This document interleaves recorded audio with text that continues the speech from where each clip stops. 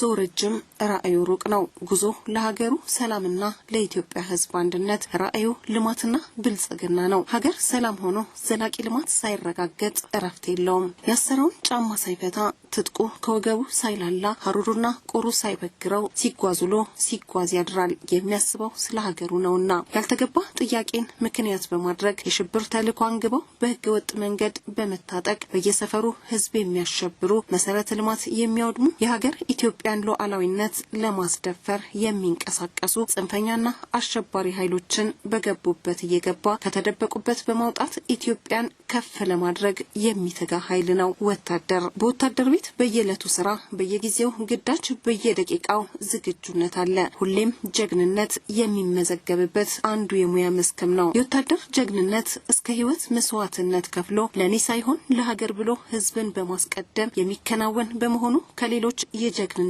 አውዶች ለየት ያደርገዋል። ወታደር ከህዝብ የወጣ የህዝብ ልጅ ለህዝብ አንድነትና ዘላቂ ሰላምና ልማት መረጋገጥ ሊተቀን የሚተጋ ኃይል ነው። በአንድ እጁ የጦር መሳሪያ በመያዝ የሀገሩን ሉዓላዊነት አጽንቶ ለትውልድ ለማሸጋገር የኢትዮጵያን ዳር ድንበር በጀግንነት ያስከብራል። በሌላኛው እጁ የልማት መሳሪያ በመያዝ በየግዳጅ ቀጠናው የአርሶ አደሩን ሰብል ያርማል፣ ያጭዳል። ወቅቱን ባልጠበቀ ዝናብ ሰብል እንዳይበላሽም ይሰበስባል። ወታደር ስራው ለሀገር ጥቅም ነው። ተልዕኮ ለህዝብ አንድነት፣ መስዋዕትነቱም ለሀገር ክብር መሆኑን ከራስ በፊት ለህዝብና ለሀገር የሚለው እሴቱ በቂ ማሳያ ነው።